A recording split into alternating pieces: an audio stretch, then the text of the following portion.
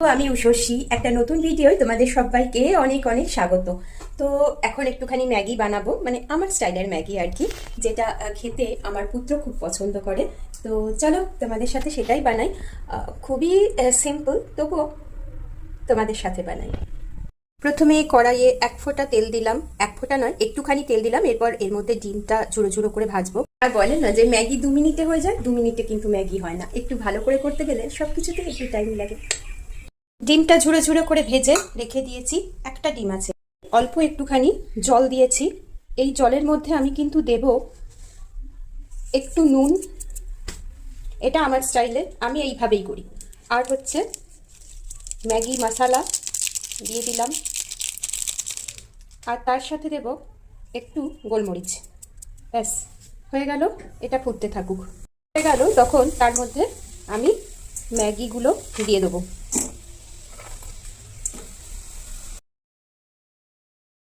যখন এই ফুটছে ম্যাগিটা, তখনই আমি মেয়োনিজটা অ্যাড করেছি।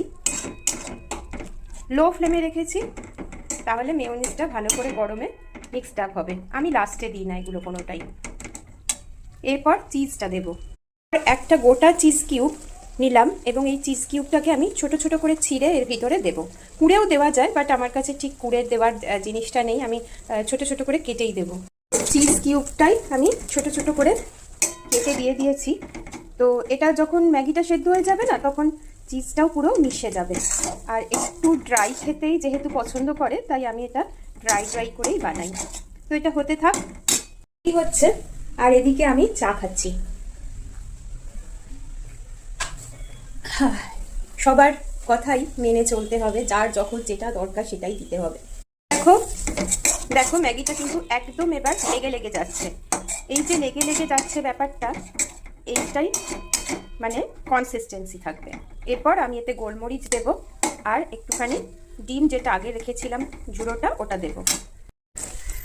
ডিমের ঝুড়োটা দিলাম। কিছুই না, বাড়িতে ম্যাগি তো সবাই বানায়, কিন্তু সবারই এক একটা নিজস্ব স্টাইল থাকে। আমার ছেলে আবার আমার হাতের এই ম্যাগিটাই খেতে সব থেকে পছন্দ করে, তাই তাকে ম্যাগিটা আমাকেই বানিয়ে দিতে হবে। তো ম্যাগিটা হবে এই রকম, পুরো একদম। আমার ম্যাগি রেডি।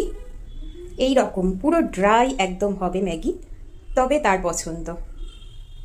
টাটা।